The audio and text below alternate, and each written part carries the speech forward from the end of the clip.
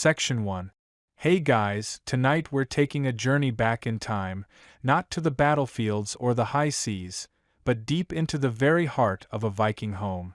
Imagine, if you will, the biting Nordic winds howling outside, the kind that make your bones ache just thinking about it. You trudge through snow, your breath pluming like a tiny, distressed cloud, seeking refuge from the relentless chill. You push open a heavy timber door, and what do you expect to find inside? A stark, smoky cave? A rough, unadorned shelter where only the hardiest of souls could possibly survive? Well, you probably won't survive that perception of Viking life, because tonight we're peeling back the layers of misconception. So, before you get comfortable, take a moment to like the video and subscribe, but only if you genuinely enjoy what I do here. And hey, if you're listening from somewhere particularly cozy, drop your location and local time in the comments. I love seeing where you all are tuning in from. Now, dim the lights, maybe turn on a fan for that soft background hum, and let's ease into tonight's journey together.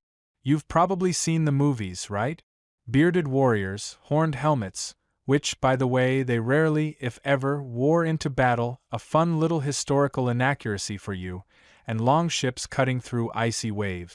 You picture a Viking home as something equally rugged, perhaps a bit unrefined. A place where practicality trumped comfort, where the focus was on survival, not on interior design. You imagine rough-hewn timbers, a central fire pit belching smoke, and maybe a few sheepskins thrown haphazardly over a bench. And let's be honest, you'd probably expect it to smell like a damp dog with a serious body odor problem, wouldn't you? Because Vikings. Brutality. Cold. Simple, right? But what if I told you that this widely accepted image, while containing elements of truth about their sturdy construction and the harsh environment, misses a crucial, almost delightful detail? What if I told you that the Viking longhouse, far from being a Spartan, chilly dwelling, was often a surprisingly warm, inviting, and even decorated haven? It's a stark contrast to the axe-wielding, dragon-headed longship image, isn't it? It's like discovering your gruff, motorcycle gang uncle secretly knits intricate lace doilies. You just didn't see it coming. Tonight, we're going to challenge that cold, barren stereotype and reveal a hidden world of Viking domesticity, a world where the primary architects of comfort were not the carpenters or the stonemasons, but the skilled hands that spun and wove. We're talking about textiles, my friends. Yes, the very fabric of their lives, literally and figuratively, was woven with an unexpected dedication to coziness. Forget your minimalist Scandinavian design trends for a moment. The original Scandinavians were actually quite maximalist when it came to soft furnishings. They practically invented the hygge movement, centuries before it became a trendy hashtag. Imagine stepping into one of these longhouses on a frigid winter's night. The first thing that strikes you isn't the biting cold, but a palpable sense of warmth. Not the dry, sterile heat of modern central heating, but a deep, earthy warmth radiating from the central hearth, yes, but also from every surface around you. The air, while perhaps carrying a faint whiff of wood smoke and, let's be honest, unwashed human, because showers weren't exactly on the agenda back then, and deodorant was, shall we say, a future invention, is softened, less harsh than the outside world. The light, flickering from the fire and perhaps a few oil lamps, dances across surfaces that aren't just rough wood, but rich, textured fabrics. You see it in your mind's eye, don't you? The long, low roof, often insulated with layers of turf and timber, already doing its best to keep the elements at bay. But inside, that's where the magic truly happens. The walls, which you might expect to be bare and drafty, are instead draped with layers of woven hangings. These aren't just decorative, they're practical insulation, trapping precious heat within the dwelling. It's like wrapping your entire home in a giant, beautifully patterned blanket. And let's face it, who doesn't love a good blanket fort? The Vikings just made theirs permanent. This wasn't just about survival, though survival was undoubtedly a key driver in the unforgiving Nordic climate. It was also about creating a sense of home, a sanctuary from the relentless external world. Think about it. When you spend your days battling elements or enemies, or just the sheer boredom of a long winter, your home becomes everything.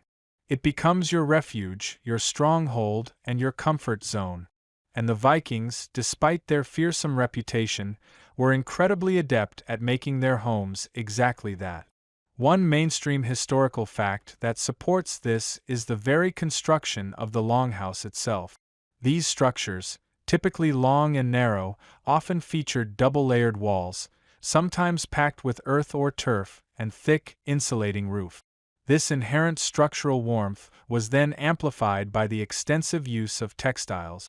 So, the basic architectural design already leaned towards coziness, and the textiles were the luxurious upgrade. It's like buying a well-insulated thermos and then adding a custom-knitted cozy to it. Overkill, perhaps, but gloriously effective. And here's a quirky tidbit for you. While we often associate Vikings with their raids and voyages, the majority of their lives were spent in these very homes, engaging in farming, crafting, and, yes, domestic chores.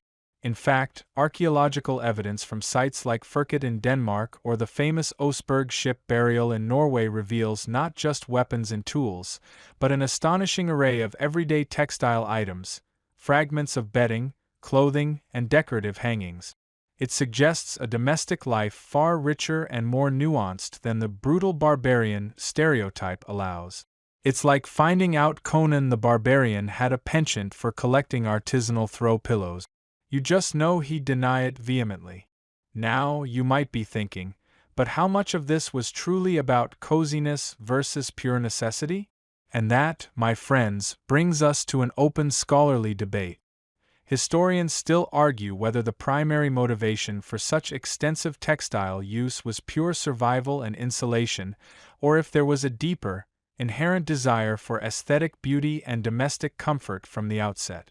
Were these textiles merely functional, keeping the cold out and the warmth in, or did they also serve as vital expressions of identity, status, and an appreciation for the beautiful?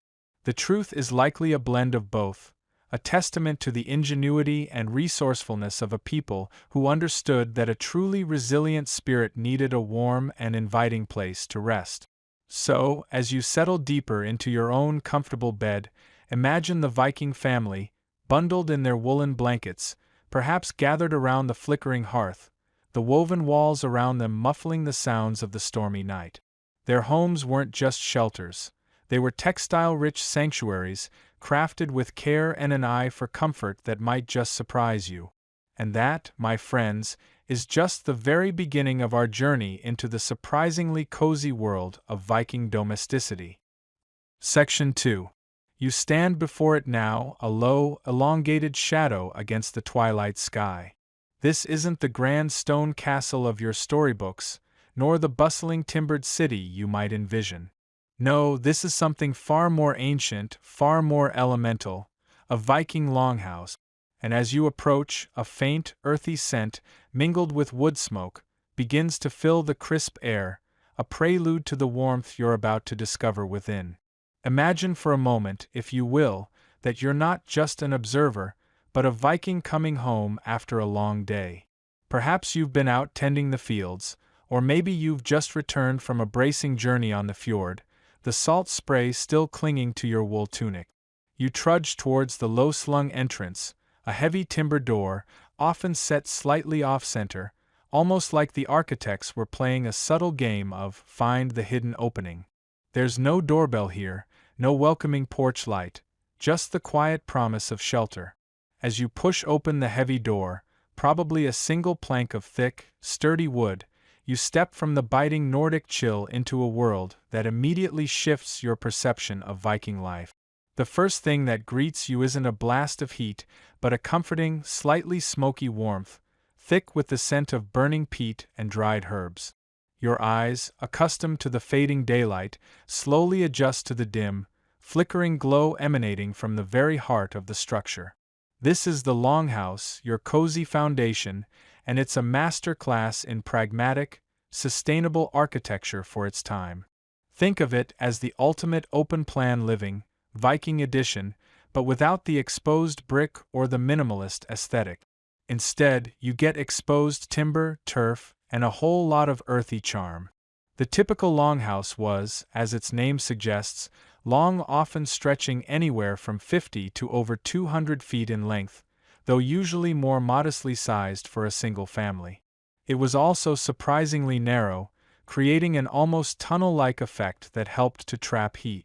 The primary building materials were those readily available in the Nordic landscape: sturdy timber for the internal framework, providing the skeletal strength, and then thick walls constructed from turf, stone, or wattle and daub, all designed for maximum insulation. Imagine laying down layers of thick sod, grass side out, creating walls that were literally alive, merging with the very earth they stood upon. It's like living inside a giant, very well-insulated hobbit hole, just a bit more rectangular. These thick walls were crucial, not just for keeping out the cold, but also for dampening the incessant Nordic wind. You wouldn't find any drafty windows here. In fact, windows were a rarity, often just small, high slits or simple openings that could be quickly covered. This design choice, while sacrificing natural light, was a deliberate and vital strategy for heat retention. No sense letting all that precious warmth escape, right? It's like your grandma telling you to close the door because you're heating the whole neighborhood. The Vikings just took that advice to an extreme. Now let your gaze drift upwards. The roof, often steeply pitched, would have been thatched with straw, reeds, or more layers of turf, supported by massive timber beams. And running almost the entire length of the building, directly above you, you'd notice a long, narrow opening, a smoke vent. This wasn't some fancy chimney. It was a simple, ingenious, or perhaps, depending on your tolerance for smoke, less ingenious solution to vent the smoke from the central hearth. This brings us to the absolute heart of the longhouse, both literally and figuratively, the central fire pit. Usually, there would be one, or perhaps two, long hearths running down the middle of the floor, extending for many feet. This wasn't just for cooking, it was the sole source of heat and light for the entire dwelling. Picture the dancing flames, casting their warm, orange glow across the rough-hewn timber and earthen walls, creating shifting patterns of light and shadow. The crackle of the burning wood, the occasional hiss of a damp log, would have been the constant soundtrack to Viking domestic life. And yes, the smoke did fill the upper reaches of the longhouse before finding its way out through the roof vent. Some historians even suggest that the smoke, while perhaps a bit irritating to the eyes and lungs, also served a beneficial purpose, helping to preserve the timber structure from rot and deterring insects. So, in a way, your cozy home was getting a constant, all-natural fumigation treatment. Forget your fancy air purifiers. The Vikings had good old-fashioned wood smoke. As you step further in, you realize the floor beneath your feet is typically compacted earth, sometimes overlaid with gravel or sand. It's solid, practical, and undeniably cold. This is where the longhouse's fundamental design truly sets the stage for the textile revolution we're about to explore. An earthen floor, while durable, is not exactly inviting for lounging. This immediate discomfort highlights the necessity of something soft, something warm, something textile to transform this basic foundation into a truly livable space. Flanking the central hearth, running along the length of the longhouse on either side, you'd find raised platforms or benches. These were the primary sleeping and seating areas for the household. Imagine them as wide, low platforms, perhaps a foot or two off the ground, often with a low partition or wall separating them from the central aisle. These platforms were more than just beds, they were the multifunctional furniture of the Viking Age. During the day, they served as seating for meals, for crafting, for simply gathering and talking. At night, they became beds, accommodating multiple family members in close proximity. The sheer practicality of these platforms, however, also underscores their inherent lack of comfort. A bare wooden plank is not exactly a cloudsoft mattress, is it? Again, the design of the longhouse, with its simple, functional furnishings, demanded the addition of textiles to make these spaces truly habitable and comfortable. Beyond the main living area, some longhouses, particularly in colder regions or for wealthier families, might have incorporated stalls for livestock at one end, separated by a partition. This ingenious design meant that the body heat from the animals contributed to the overall warmth of the dwelling. Imagine your roommate literally being a cow, which, let's be honest, is probably better than some human roommates you've had. Historians still argue whether this practice was universal or more common in certain areas or for specific social classes, but the principle was sound. Shared warmth, shared space, shared aromas. The communal nature of the longhouse is also key. There were no separate rooms as you know them, no private bedrooms with doors you could lock. Life was lived in shared space. This communal arrangement, while fostering strong family bonds, also presented challenges for privacy and personal space. This is another area where the longhouse's basic design, or lack of internal divisions, created a perfect canvas for textile solutions. How do you create a sense of personal space when everyone is effectively in one giant room? Textiles, dear listener, textiles. Think about the atmosphere. The dimness, the constant low light from the fire, the way sounds would echo and dissipate within the long, open space. The lack of natural light meant that any color, any pattern, any visual interest would have to come from within. The inherent simplicity of the longhouse's construction, its rough timber, its earthen walls, its basic wooden benches, created a blank canvas, almost begging for decoration and warmth. It was a functional, robust shell, designed to protect its inhabitants from the harsh elements, but it was far from inherently cozy. And this, my friend, is where the magic begins. The longhouse, in its very bones, in its fundamental design, was a testament to practicality and survival. It was built to keep out the cold, to shelter families and sometimes their animals, to provide a central hearth for sustenance. But it was also a structure that, by its very nature, cried out for softness, for color, for insulation, for division, for comfort. It was a stage perfectly set for the introduction of textiles, not as mere embellishments, but as indispensable components that transformed a functional shelter into a warm, inviting, and surprisingly sophisticated home. The longhouse laid the groundwork. Now we're ready to see how Vikings built their comfort upon it, stitch by careful stitch. Section 3. Now, imagine you're standing in the chilly air of a Nordic farmstead, the wind whipping around you. You've got the longhouse foundation set, the walls are up, and you're already feeling a tiny bit warmer just thinking about it. But what made those walls, those beds, those very surfaces inside feel so much more inviting than the raw timber and earth? Ah, my friend, that's where the magic begins, with the very fibers that were pulled from the land itself, transformed by diligent hands into the threads of Viking domesticity. Before a single yarn could be spun, before a single loom could clack, the raw materials had to be coaxed, harvested, and prepared. It's a journey from field and pasture to hearth and home, and it's far more intricate than just grabbing a ball of yarn from your local craft store. Let's start with the undisputed heavyweight champion of Viking textiles, wool. You might picture a sheep, woolly and docile, but the sheep of the Viking age weren't quite the fluffy, domesticated lawnmowers we see today. We're talking about hardy, resilient breeds, often descendants of the northern European short-tailed sheep, similar to the modern Icelandic or Gotland sheep. These weren't your pampered merino sheep, bred for superfine, itch-free sweaters. Oh no. These were tough little creatures, perfectly adapted to the harsh Nordic climate, and their wool reflected that resilience. You'd find a fascinating duality in their fleece.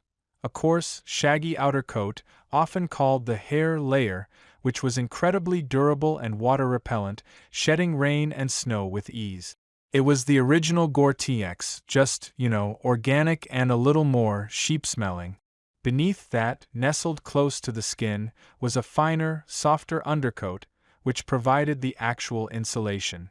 It's like nature's built-in layering system, and it was absolutely essential for survival in a world without central heating or even decent draft excluders. Obtaining this precious wool wasn't always a simple matter of shearing, either. While shears existed, they weren't universally available or as efficient as modern ones.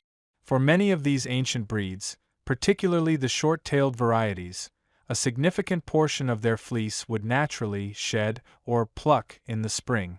Imagine, if you will, the Viking farmer gently plucking handfuls of wool from their sheep, almost like a giant, very patient, and slightly bewildered human lint roller. It sounds like a spa treatment for the sheep, doesn't it? Oh yes, just a little more off the shoulder, please, I'm feeling a bit warm. This raw wool, once harvested, was a miracle fiber. It's naturally crimped, meaning it has a springy, wavy structure that traps air, making it an excellent insulator. It's also incredibly durable and resistant to wear and tear, a quality that was absolutely non-negotiable when your blankets and clothes had to last for years, through hard work and harsh conditions. And the colors! Before the advent of widespread dyeing, Viking wool would have come in a beautiful palette of natural hues. Creamy whites, various shades of gray from light silver to charcoal, earthy browns, and even some blacks. These natural variations would have been woven together, creating subtle, organic patterns that speak to the understated beauty of a world before synthetic colors. You might think, oh, how boring, just natural colors. But imagine the rich texture, the way the light catches the different fibers, the inherent warmth emanating from something so directly connected to the animal it came from. It's like the original minimalist aesthetic, but with a lot more sheep.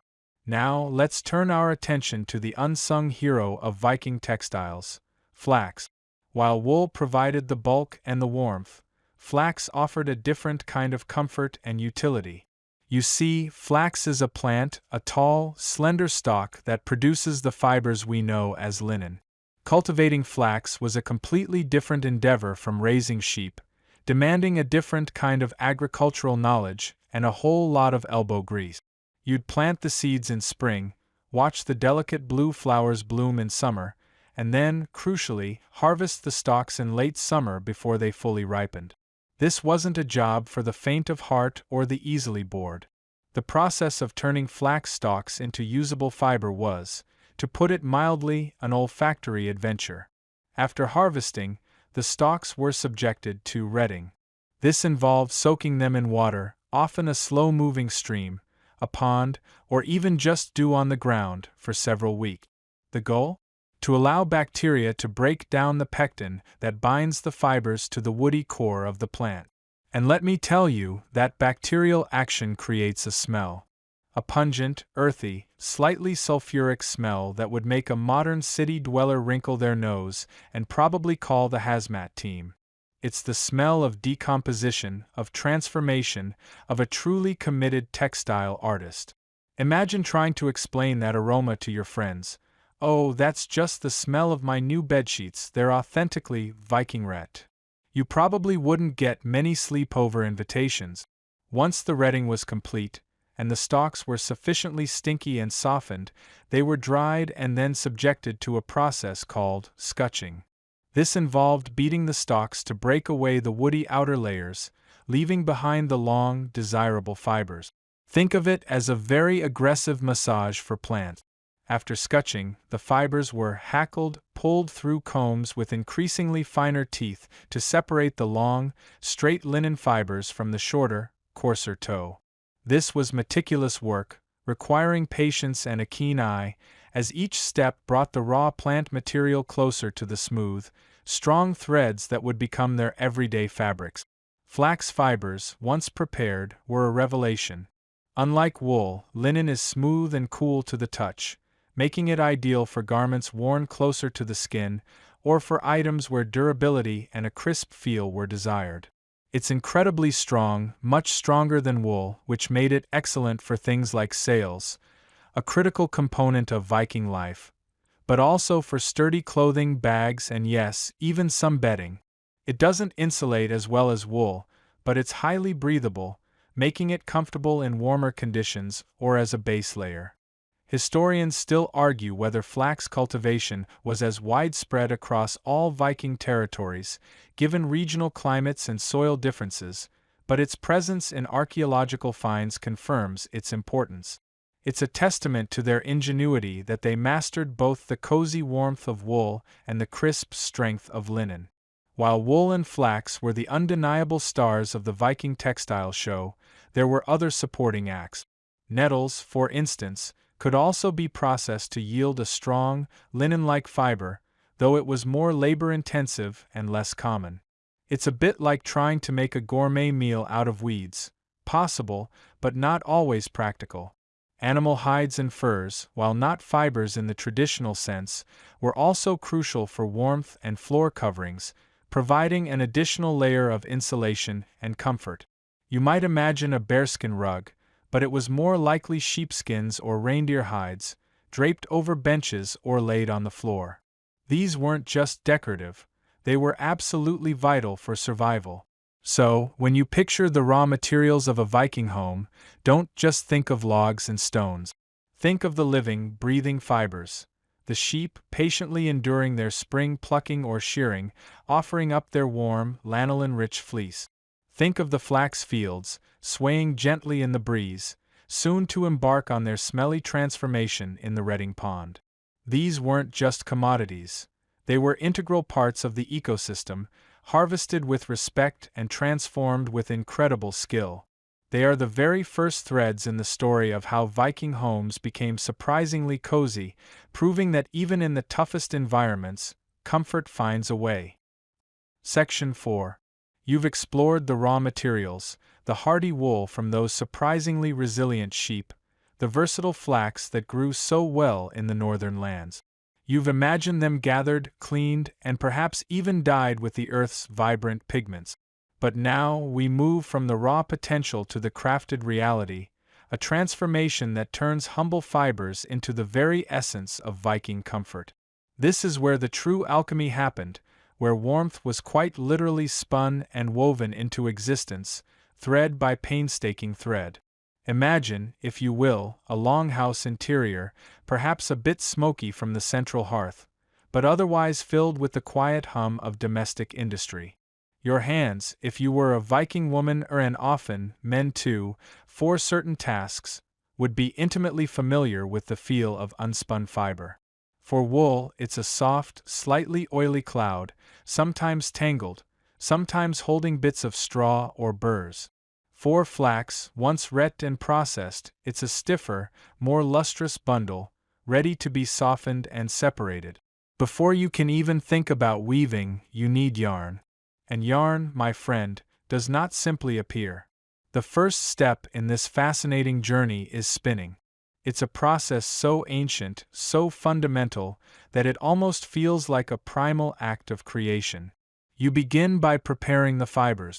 For wool, this often involved carding, taking two paddle-like boards with rows of wire teeth and gently combing the wool between them, aligning the fibers, removing impurities, and creating a fluffy, airy mass called a rolag or a sliver. Think of it like brushing a very shaggy dog, but with a purpose beyond just de-shedding. For flax, the preparation was more intensive, involving multiple stages of retting, rotting the outer stalk to free the fibers, scutching, beating and scraping to remove woody bits, and hackling, combing with progressively finer combs to separate and straighten the long, strong bast fibers. It's all about getting those individual strands ready to be twisted into something cohesive. Now, picture yourself with a prepared bundle of fibers, perhaps tucked under your arm or draped over a distaff, a stick that holds the unspun fiber. In your hand, you hold the simplest yet most ingenious tool for spinning, the drop spindle. It's essentially a stick, often made of wood, with a weighted disc called a spindle whorl near the bottom. The whorl, which could be made of stone, clay, bone, or even wood, provides the momentum. You attach a few fibers from your prepared bundle to the top of the spindle, give it a gentle flick to set it spinning, and then, with practiced fingers, you begin to draft the fibers. Drafting is the art of gently pulling and attenuating the fibers, drawing them out to a consistent thickness, while the rotating spindle below twists them together. It's a delicate dance between your fingers, controlling the fiber supply and the downward pull of gravity on the spinning spindle, which adds the necessary twist. You can almost hear it, can't you? The soft, almost imperceptible whir of the spindle as it descends, the gentle whisper of fibers being drawn out, the quiet thunk as it occasionally hits the floor, signaling it's time to wind the newly spun yarn onto the shaft. It's a truly meditative sound, a constant backdrop to daily life in a Viking home. It's like a very early form of fidget spinner, if your fidget spinner actually produced something incredibly useful and kept you warm in the winter. This wasn't a quick task. To produce enough yarn for even a modest blanket, you would need to spin for hundreds of hours. It was a constant, ongoing process, often done while walking, tending to children, or even chatting with neighbors. The very consistency of the yarn, its thickness, its twist, would determine the quality and durability of the final textile. You can imagine the satisfaction as a bobbin of perfectly spun yarn grew thicker and thicker, a tangible representation of hours of patient work. And here's a quirky tidbit. Archaeologists have unearthed spindle whorls of remarkably varied sizes. Some are incredibly tiny, suggesting the creation of incredibly fine, delicate threads, perhaps for intricate embroidery or very lightweight, luxurious garments. Others are quite large and heavy, indicating a need for thick, sturdy yarn, ideal for durable blankets, heavy cloaks, or even the massive, wind-resistant sails that propelled their longships across the waves. This diversity tells us much about the varied textile needs of the Viking Age. Once you had mountains, and I do mean mountains, of spun yarn, the next grand step was weaving. This is where individual threads are transformed into a cohesive, warm, and often beautiful fabric. The dominant loom in the Viking Age was the warp-weighted loom, a truly ingenious piece of technology that was widespread across northern Europe. Imagine a sturdy wooden frame, often leaning against a wall, with a horizontal beam at the top from which hundreds, sometimes thousands of long threads, called the warp threads, hang vertically. At the bottom of each group of warp threads, heavy loom weights, often made of clay or stone, sometimes carved with simple designs, are attached, pulling the threads taut and creating the necessary tension. Setting up this loom, or warping it, was arguably the most meticulous and time-consuming part of the entire weaving process. You had to measure out each warp thread to exactly the right length, ensuring uniform tension across the entire width of the loom. One misplaced thread, one uneven tension, and your entire fabric could end up skewed or loose. It's enough to make you want to just wear a sheepskin, isn't it? This step alone could take days, or even weeks, depending on the size of the textile you intended to weave. It was a task requiring incredible patience, precision, and often, the help of another person to manage the sheer volume of threads. But once the warp was set, the rhythmic dance of weaving could begin. The loom itself had a clever system of heddles, loops or rods that separated alternating sets of warp thread. By manipulating these heddles, you could create an opening or shed between the warp threads. Through this shed, you would pass the weft thread, wound onto a shuttle. Once the weft was passed through, you would then change the shed, closing the previous opening and creating a new one. Then came the satisfying thwack of the weaving sword or beater. This flat, sturdy tool was used to beat down the newly inserted weft thread, compacting it tightly against the previous rows, creating a dense, strong, and warm fabric. The sound of a warp-weighted loom in action would have been a constant, comforting presence in a Viking home. The soft clack of the heddles shifting, the gentle swish of the shuttle passing through the shed, and then the firm, rhythmic thwack of the beater. It was a symphony of productivity, a testament to the ongoing creation of comfort. For large textiles, like those impressive wall hangings or the sails for their ships, multiple people might work side by side on the same loom, their movements coordinated, a true communal effort in textile creation. While plain weave, a simple over-under pattern, was common, Vikings were also adept at more complex structures, notably twill weave. In a twill weave, the weft thread passes over 2 or more warp threads and then under 1 or more, creating a distinctive diagonal line in the fabric. This technique produces a more durable, often softer, and more flexible fabric perfect for clothing that needed to withstand the elements, or blankets that needed to be both warm and pliable. The sophistication of some of these twill weaves, found in archaeological excavations, is truly remarkable. In fact, historians still argue whether the complexity of some surviving textile fragments suggests professional weavers existed, perhaps even specialized workshops, or if all high-quality weaving was purely a domestic skill passed down through generations within the family unit. Imagine the satisfaction as the fabric slowly grew, inch by painstaking inch, emerging from the chaos of individual threads into a coherent, tactile surface. A blanket for the bed, a tunic for wear, a grand wall hanging to insulate and adorn. This wasn't just craft.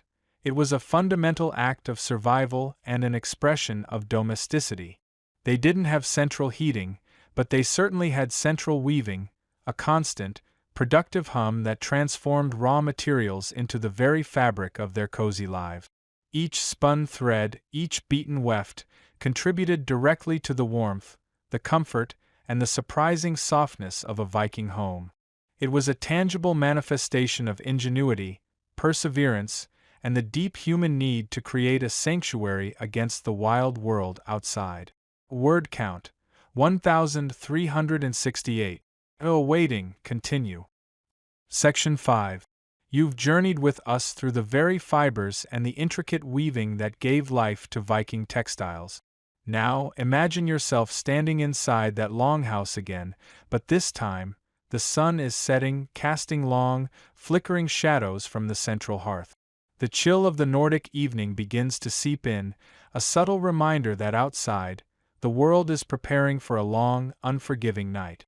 This is where the true genius of Viking textile use comes into its own, transforming a drafty, earthen-floored structure into a surprisingly vital and deeply comforting sanctuary. We're talking about essential comfort, your bedding and your blankets. Think about your own bed right now. Your plush mattress, perhaps a memory foam topper, crisp cotton sheets, a fluffy duvet. Now, gently let that image dissipate. We're stepping back in time, not to a world of deprivation, but to one where comfort was reimagined through ingenuity and the tireless work of human hands. Your Viking bed won't have springs, but it will have layers, and those layers are everything. As dusk deepens, you'd find yourself drawn towards the raised platforms or benches that typically lined the long walls of the house. These weren't just for sitting during the day, they were the foundation of your nocturnal haven. Picture a wide, sturdy wooden bench, perhaps a foot or two off the ground. This elevation wasn't just for prestige. It was a crucial barrier against the cold, damp earth floor, creating a pocket of slightly warmer air. It's like the original platform bed, only instead of a minimalist aesthetic, it's all about maximum utility. So, you've got your sturdy wooden base. What comes next? Well, you wouldn't just flop down on a hard plank, would you? The first layer of true comfort often came from nature itself. Straw, dried hay, or even soft, insulating moss. This was your mattress filling, your primitive spring system. It provided a remarkable degree of cushioning, absorbing the lumps and bumps of the wooden base. Imagine the rustle as you settle in, the earthy scent of dried grasses filling your nostrils. It's a sensory experience far removed from your hypoallergenic pillow. Now, a little secret about straw bedding. It was cozy, yes, but also a magnet for, let's just say, uninvited guests. Small, six-legged creatures found it quite appealing. So, every now and then, the entire contents of the mattress would have to be dragged outside, shaken out, and replenished. It was an ancient form of pest control, or perhaps, as one Viking might have sarcastically quipped, just adding a bit of protein to your bedtime snack. On top of this rustic mattress, you'd find another layer, a woven mat or a coarser textile, designed to keep the scratchy straw from poking through and to offer a smoother surface. Think of it as your fitted sheet, but made of sturdy, undyed wool or linen, designed for durability rather than thread count. This was the barrier between you and your, potentially buggy, mattress. Now for the serious warmth. The real heroes of Viking bedtime were the animal hides and the incredibly thick woolen blanket. Animal hides were not just for show, they were essential. You might find a bear skin, a wolf pelt, or more commonly, sheepskins and reindeer hide. These were laid fur side up, providing an immediate, intense blast of natural warmth. The dense fur trapped air, creating an insulating layer that few modern materials can truly replicate. It's like sleeping in your very own personal, organic sleeping bag, only infinitely more luxurious and, dare we say, a bit more primal. Imagine running your hand over the thick, soft fur, feeling the immediate warmth radiating back. It's the kind of warmth that settles deep into your bones, warding off the most aggressive Nordic chill. And yes, they probably smelled a bit wild. Lanolin and a hint of wood smoke. The original Viking perfume, perhaps? But the true unsung champions of Viking slumber were those thick woolen blankets. These weren't your flimsy throws. These were substantial, heavy, and often felted, meaning the fibers were matted together to create an even denser, more insulating fabric. They were masterpieces of textile engineering, designed to trap body heat like a pro. Wool, as you know, is a wonder fiber. It's naturally breathable, wicks away moisture, and most importantly for a longhouse environment, it retains its insulating properties even when damp. So, even if the air was a bit humid or a rogue draft snuck in, your wool blanket was still working hard to keep you toasty. You'd pull these heavy blankets up over you, layer upon layer, the weight a comforting pressure, enveloping you in a cocoon of warmth. It was a warmth that felt earned, a testament to the countless hours of spinning and weaving that went into its creation.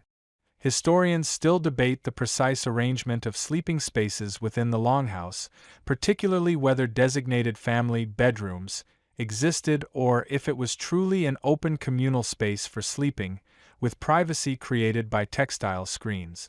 But regardless of the exact layout, the principle remained. Layers of natural materials, expertly crafted, were the key to surviving the cold night. And what about pillows? Your head wouldn't just rest on the hard bench. Simple pillows, often stuffed with softer wool scraps, feathers, if available, or even dried leaves and moss, would have provided a much-needed elevation and cushion for your head. Or perhaps you'd simply roll up one of your extra blankets to create a makeshift headrest. Comfort was practical, not ostentatious. The sheer volume of bedding required for a longhouse full of people was immense. Think of a large family today buying duvets for everyone. Now imagine them making every single fiber, every stitch, from scratch. It was a continuous, year-round effort. The women of the household, as we'll discuss later, were the primary architects of this comfort. They knew that a well-insulated bed wasn't just about luxury. It was about health, energy, and survival. A good night's sleep meant a productive day ahead, ready to face the rigors of Viking life. Imagine waking up on a crisp, frosty morning inside that longhouse. The fire in the hearth might have dwindled to embers, and a thin layer of hoarfrost might even cling to the inside of the roof timbers. But you, nestled deep within your layers of wool and fur, would be surprisingly warm.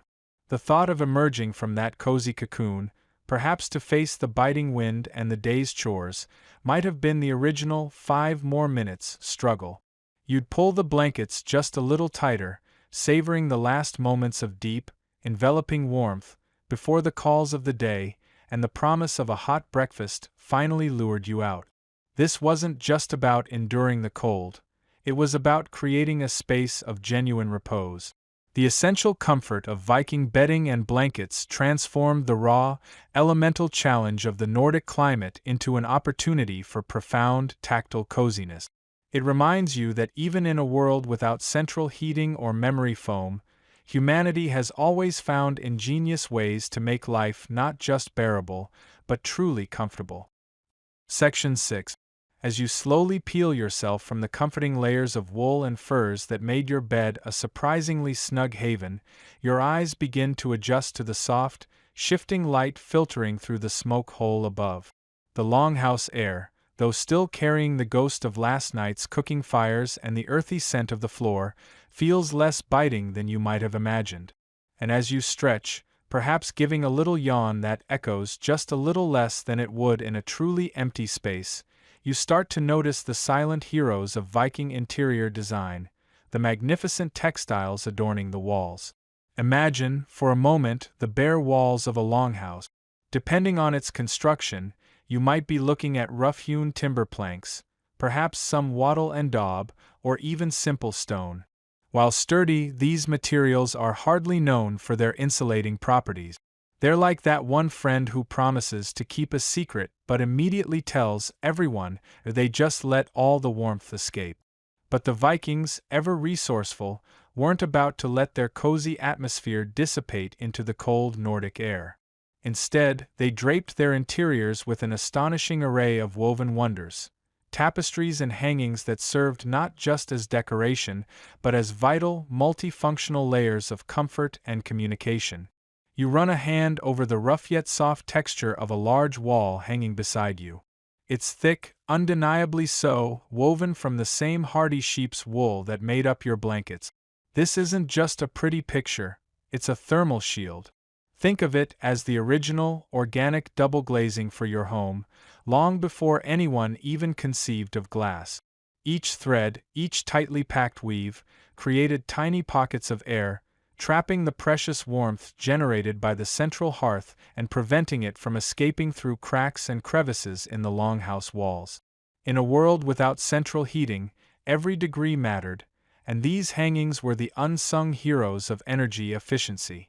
They were the original hygge before hygge was a trending hashtag, ensuring that even on the most blustery winter nights, the heart of the home remained a sanctuary, a place where you could truly thaw out after a long day of, say, foraging for berries, or perhaps just existing in the bracing outdoors.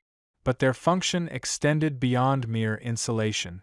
Consider the acoustics of a large, open longhouse filled with people, animals, and the general hubbub of daily life.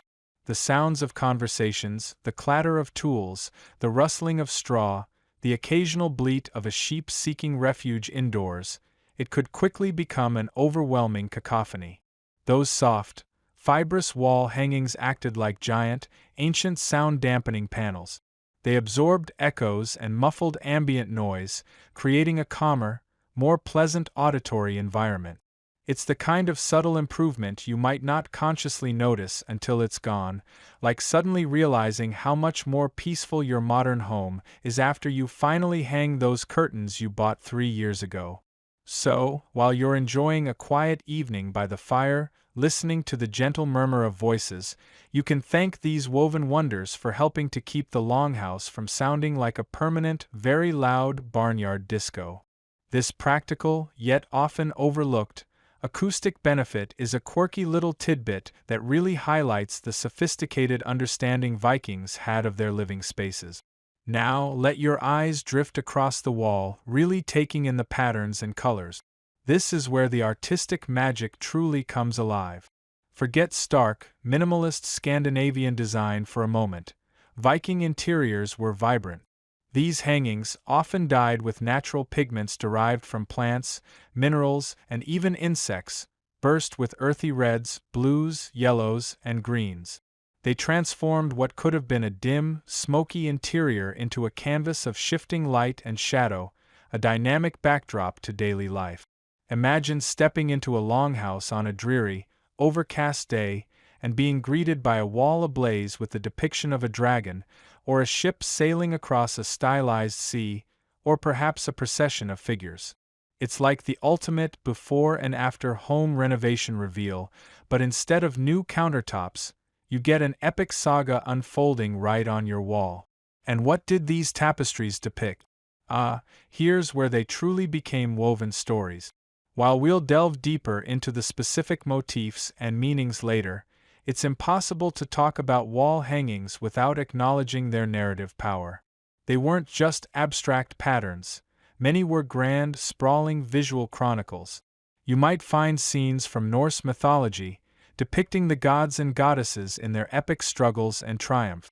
Or perhaps a tapestry would illustrate a famous saga, recounting the brave deeds of legendary heroes, battles fought, and journeys undertaken. Some were likely more mundane, yet equally valuable, depicting scenes of daily life.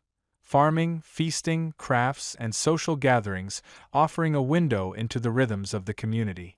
These tapestries were the Viking equivalent of your favorite streaming service, but instead of binge-watching a new series, you'd simply gaze at the wall and immerse yourself in a timeless narrative, perhaps even pointing out your favorite characters or plot twists to your longhouse companions. The creation of these monumental textile pieces was a testament to incredible skill and patience. While smaller pieces might have been made on simple looms, the grand wall hangings, some of which could stretch for many meters, would have required significant effort, likely involving large warp-weighted looms and the collaborative work of several women. The sheer scale of some archaeological finds, like the astonishingly preserved fragments from the Oseberg ship burial in Norway, which depict scenes of processions, chariots, and mythological figures, provides concrete evidence of just how elaborate and large these wall hangings could be. These Oseberg textiles, though fragmented, offer us an invaluable glimpse into the artistic prowess and narrative ambition of Viking weavers, showcasing the intricate detail and vibrant color palettes they employed. It's a mainstream historical fact that these fragments are among the most significant textile discoveries from the Viking Age, proving that these weren't just humble blankets, but genuine works of art. These textiles weren't just hung haphazardly, their placement was strategic. They would have lined the interior walls, often behind the long benches that served as both seating and sleeping areas. This placement maximized their insulating effect, creating a warmer microclimate around the main living spaces. Imagine snuggling into your bed on a cold night, with the thick wool of a tapestry directly behind your head, blocking the chill that might otherwise seep in from the outside wall. It's a simple, elegant solution born of necessity and ingenuity. And while we know they were extensively used, historians still argue whether the primary motivation for these grand textile displays was pragmatic insulation or purely aesthetic grandeur, or perhaps an inseparable blend of both, adapting to the changing needs and status of the household. Beyond the grand tapestries, smaller hangings and embroidered cloths would have added further layers of visual interest and comfort. Perhaps a finely embroidered piece would highlight a particular area, like a chieftain's seat, or delineate a private space. They were not just static decorations. They were living parts of the home, absorbing the light, the smoke, and the stories of the people who lived among them. They would have been cared for, mended, and passed down through generations, each stitch holding a whisper of the past. So, the next time you picture a Viking longhouse, don't just envision rough timber and smoke. Add in the vibrant, textural embrace of these magnificent wall hangings. They were the very fabric of Viking comfort and expression, transforming a utilitarian structure into a warm, inviting, and visually rich sanctuary. They were the protectors of warmth, the dampeners of sound, and the silent storytellers that made a Viking home truly feel like home. Section 7. Now, as you stand there, wrapped in the imagined warmth of those textile-lined walls, let's peel back another layer, shall we? Because these weren't just pretty patterns designed to catch the eye or block a draft. Oh no. Viking textiles, particularly the tapestries and hangings, were vibrant, woven books.